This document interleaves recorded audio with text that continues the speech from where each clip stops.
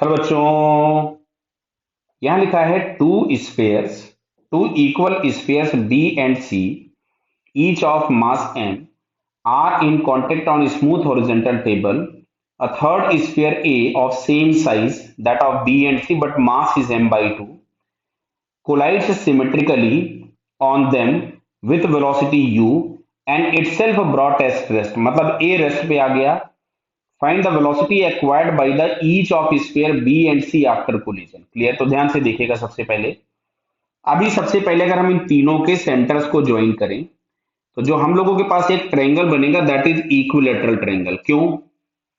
क्योंकि तीनों की रेडियस सेम दी गई है.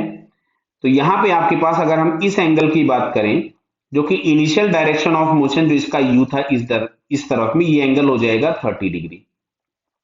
ये भी हो गया 30 डिग्री. क्लियर? तो अब बोला गया है कि ए तो रेस्ट पे आ गया, लेकिन ये जो बी और सी जो होंगे वो इस डायरेक्शन में भागेंगे किसी भी स्पीड v1 से. अच्छा साहब, दोनों की वेलोसिटीज या दोनों के वेलोसिटी के मैग्नीट्यूड सेम क्यों होंगे? बिकॉज तुमको दिया गया था कि दोनों के मासेस सेम है और वो सिमेट्रिकली कोलाइड करता है.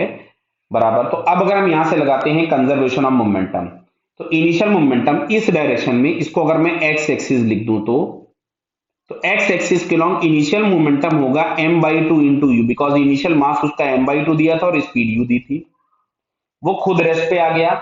अब ये जो m है वो v1 से भागा था, बट x एक्सिस के लॉन्ग जो इसका कंपोनेंट आएगा वो हो जाएगा cos 30. अच्छा, नीचे वाले का भी ऐसा ही आएगा, तो मैंने मल्टीप्लाइड बाई 2 कर दिया, तो ये कैंसिल हो गया. तो यहां से हम लोगों के पास आ रहा है u by two is equals to v1. अच्छा, cos 30 की जगह हम लोग लिख सकते थे √3/2 इंटू 2.